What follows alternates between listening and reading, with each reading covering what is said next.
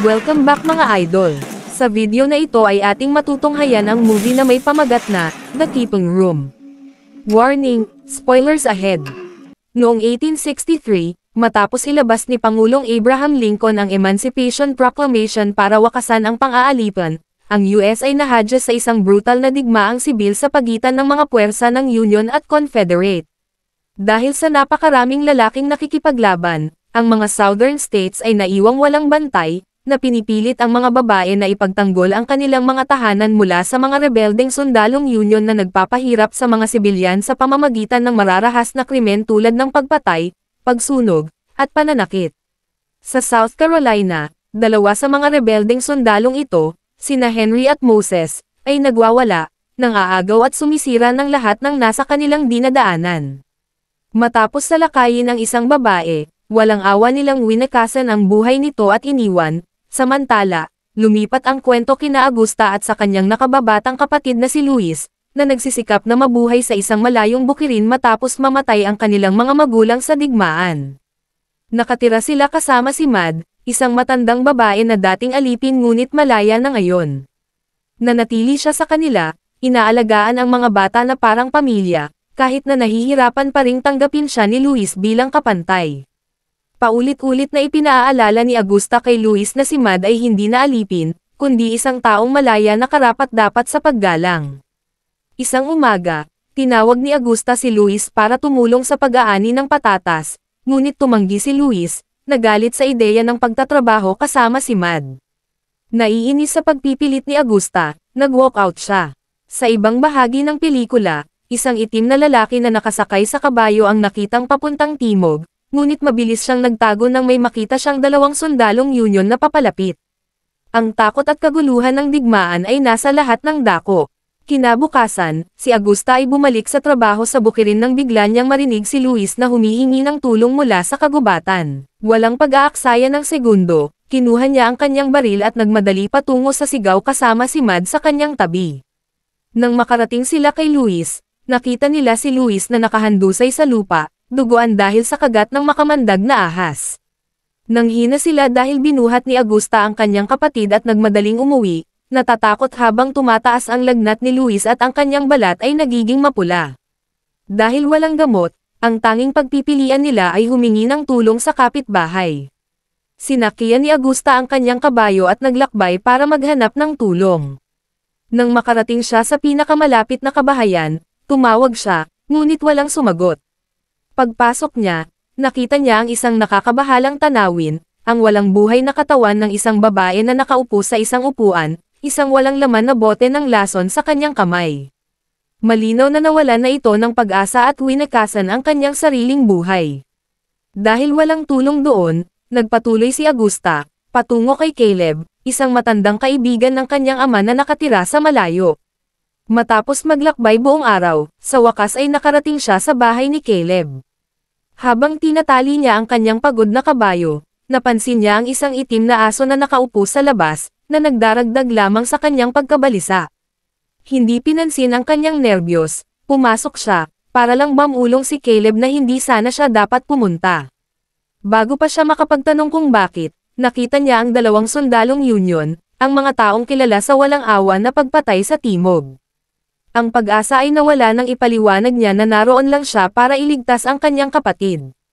Agad na sinabi ni Caleb sa kanyang asawa, si Molly, na tipunin ang anumang gamot na maaaring makatulong. Ngunit dahil pagod na ang kanyang kabayo para bumalik, kailangan nila ng isang plano, may iminungkahi si Molly, dapat magnakaw si Augusta ng kabayo sa kapitan. Ang tanging paraan para magawa ito, umakyat sa itaas, tumalon sa bintana at tumakbo. Mabilis na kumilos si Molly, iniligaw si Henry sa pamamagitan ng pagupo sa kandungan nito habang tahimik na gumagalaw si Augusta. Ngunit nakita siya ni Moses na papunta sa pinto at sinimulang sundan. Nang makarating siya doon, nakalusot na si Augusta sa bintana.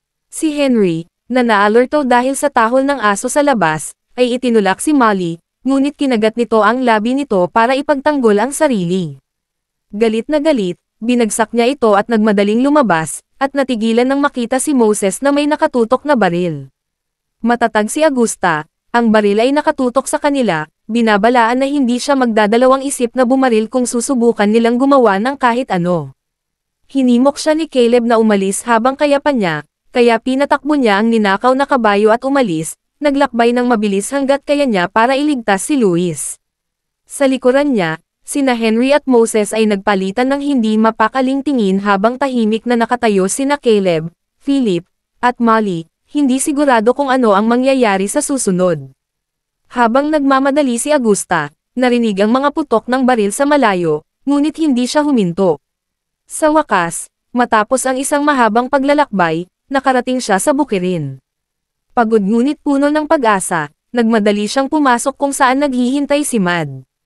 Nang makita na buhay pa si Luis, nakahinga siya ng maluwag at agad na nagtrabaho, maingat na inilapat ang gamot sa mga sugat ni Luis.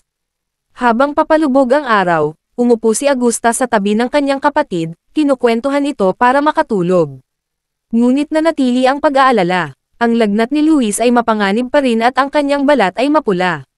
Samantala, sina Henry at Moses ay naglalakbay, determinado na hanapin si Augusta. Habang naghahanap sila, nakita ni Moses ang isang piraso ng damit nito na nakasabit sa mga palumpong, muling binuhay ang kanilang paghabol. Pagbalik sa bukirin, sina Augusta at Mad ay nagkaroon ng tahimik na pag-uusap tungkol sa nakaraan. Nagbukas si Mad tungkol sa kanyang masasakit na karanasan, naalala kung paano siya at ang kanyang asawa ay napilitang magtrabaho sa iba't ibang mga tahanan. Sa kabila ng lahat, nananatili pa rin siyang may pag-asa na balang araw ay muling magkikita sila ngayon na natapos na ang pang-aalipan. Ang kanilang pag-uusap ay naantala ng gumalaw si Luis, mahina ngunit gising, humihingi ng makakain. Ang simpleng kahilingang ito ay nagpuno kina Augusta at Mad ng panibagong pag-asa para sa paggaling ni Luis. Medyo gumaan ang pakiramdam nila, sinimulan nilang ihanda ang potato soup para sa kanya, umaawit habang nagtatrabaho. Samantala, sa lugar ni Caleb, isang nag-iisang mangangabayo ang dumating, para lang masaksihan ang isang nakapangangilabot na tanawin, lahat ay pinatay, walang naiwan para iligtas, at kahit ang kabayo ay halos hindi na humihinga.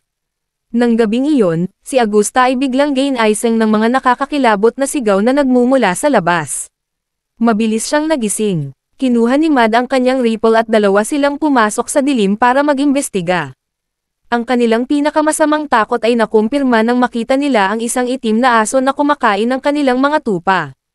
Walang pag-aaksaya ng oras, itinaas ni Augusta ang kanyang baril at pinatay ito. Ngunit pagkatapos ay may tumawag sa aso mula sa kagubatan, na nagpadala ng panginginig sa kanilang mga gulugod. Walang pag-aalinlangan, nagmadali silang bumalik sa loob, isinara ang mga pinto at ginising si Luisa. Alam na nasa tunay na panganib sila, binuksan ni Augusta ang baul ng kanilang ama para kumuha ng mas maraming bala. Sinubukan siyang pigilan ni Mad na lumabas ng mag-isa, ngunit nangatwiran si Augusta na ang pagkukulong ay hindi magbibigay sa kanila ng kaligtasan ng matagal. Ang kaaway ay papasok kahit anuman. Gamit ang hagdan para sa isang tactical advantage, si Augusta ay pumwesto habang nagsisimulang magpaputok ang mga sundalong kaaway. Halos matamaan sila ng mga bala at agad siyang gumanti ng putok. Nang mapagtanto na hindi sila makakakuha ng malinaw na pagbaril, ang mga nanghihimasok ay nagtapon ng mga Molotov cocktail, sinunog ang bahay. Si Augusta ay kinakabahang hinubad ang kanyang damit para mapatay ang apoy, ngunit masyadong mabilis ang pagkalat ng apoy. Lumalapit ang mga umaatake. Mabilis niyang pinatay ang isa sa kanila bago pa ito makapasok sa bintana at pagkatapos ay nagmadaling bumalik kay Mad, tinuturuan ito kung paano i-load at iputok ang baril. Pagkasuot ng bote ng kanyang ama, inutusan ni Augusta si Mad na barilin ang sino mang sumubok na pumasok ng walang pag-aalinlangan. Pagkatapos ay tumakbo siya palabas, umaasang may ligaw ang mga nanghihimasok. Alam niya ang bawat sulok ng lupa at plano niyang gamitin ito sa kanyang kalamangan. Samantala, si Henry ay puwersahang pumasok sa bahay, madaling sinipa ang nakakandadong pinto ng silid tulugan. Natigilan si Mad, masyadong natatakot para hilahin ang gatilyo. Sa isang brutal na pag-atake, kinuha ni Henry ang baril mula sa kanya, sinampal ito sa mukha at iniwan itong walang malay, na iniwan si Luisa na walang kalaban-laban. Sinubukan tumakbo ni Luisa, ngunit nadaig siya ni Henry, inihagis siya sa kama. Sinaktan niya ito ng may kakilakilabot na kalupitan. Nang matapos, Itinutok niya ang baril sa ulo nito, handa nang wakasan ang buhay niya hanggang sa makabalik sa ulirat si Mad, at gamit ang lahat ng natitirang lakas ay binaril siya sa likuran. Sa labas, sinubukan ni Moses na manipulahin si Luisa gamit ang matatamis na salita, nagpapanggap na hindi siya nananakit. Inilapag niya ang kanyang armas at hinimok siyang lumabas, nangangakong ligtas. Ngunit si Augusta, tumangging maniwala sa kanyang mga kasinungalingan, ay pinagbabaril siya. Sa kaguluhan, natamaan siya ngunit nagawa niyang magpatuloy. Nagmadali si Mad para tulungan si Luisa, inaaliw siya pagkatapos ng traumatikong pangyayari. Maya-maya pa, si Moses, ang sugatan, ay nakabangon at natamba patungo kay Augusta. Gamit ang kanyang huling lakas, inihampas niya ang kanyang baril sa kanya at bumagsak siya. Bumalik siya sa loob, kung saan agad na inasikaso ni Mad ang kanyang sugat, gamit ang alak para linisin ito at mahigpit na ibinalot. Habang nagpapahinga sila, ibinahagi ni Mad ang mga kakilakilabot sa kanyang nakaraan, kung paano siya paulit-ulit na sinalakay ng kanyang huling amo at kung paano walang dumating para tumulong, kahit gaano pa siya kalakas sumigaw. Ngunit bago pa nila lubos na maproseso ang pag-uusap, ang mga yapot sa labas ay nagbalik sa kanila sa katotohanan. Naghanda sina Augusta at Mad para sa isa pang laban. Gayunpaman, sa gulat ni Mad, ang taong lumalapit ay ang kanyang matagal nang nawawalang asawa. Sa isang maikling sandali, napuno siya ng emosyon. Ngunit ang muling pagsasama ay nagkaroon ng nakapipinsalang pagbabago ng si Augusta, na kumilos sa dalisay na likas na ugali, ay aksidenteng binaril siya. Nagmadali si Mad sa kanyang tabi, yakap siya habang hinihingal ang kanyang huling hininga, na ipinapahayag kung gaano niya ito namimiss. Umaagos ang mga luha sa kanyang mukha habang hinalikan niya ito sa huling pagkakataon bago ito mawala. Napuno ng pagkakasala, nahihiya si Augusta sa kanyang nagawa. Hindi man lang magawang tumingin kay Mad, naghahanap ng hangin, lumabas siya para lang mapagtanto na ang isa sa mga sundalong kanyang binaril ay hindi na nakahiga sa lugar na iniwan niya. Buhay pa ito at nakawala. Nagmadaling bumalik siya, humingi ng tawad kay Mad dahil sa kanyang malaking pagkakamali at binabalaan sila na ang panganib ay nagkukubli pa rin. Kailangan nilang hanapin ito bago ito bumalik para tapusin sila, armado at determinado. Ang tatlong babae ay nagtungo sa kagubatan, sinusundan ang landas ng dugo. Nakita nila si Moses na naghihintay sa kwadra, armado at handa na.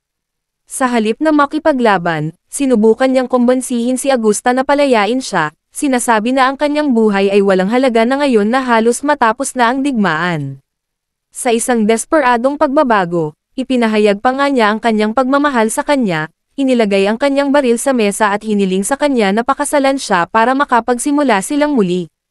Ngunit si Augusta ay puno ng galit para sa lalaking kumuha ng lahat sa kanya. Walang pag-iisip, binaril niya ito hanggang sa mamatay. Nang maalis na ang huling banta, sina Augusta, Luis, at Mad ay nagsimulang maglibing ng mga bangkay. Habang ginagawa nila iyon, napansin ni Mad ang usok na tumataas mula sa malayong mga nayon, na nagpapahiwatig na sinusunog ng hukbong Union ang lahat ng nasa dinadaanan nito. Dahil ang kanilang tahanan ay hindi naligtas, nagmungkahi si Luisa ng isang matinding plano. Huhukayan nila ang mga inilibing na bangkay, magkukunwari silang mga lalaki at tatakas sa ibang estado kung saan walang makakakilala sa kanila. Habang ang kanilang pagtakas ay isinasagawa, sinunog nila ang mga gamit ng kanilang ama at tumakas sa gabi sakto para maiwasan ang pagkakaaresto. Ang kanilang kinabukasan ay nananatiling hindi tiyak, ngunit habang naglalakbay sa walang katiyakan, isang bagay ang malinaw, sila ay mga survivors. At dyan na nagtatapos ang video mga idol. Maraming salamat sa panonood.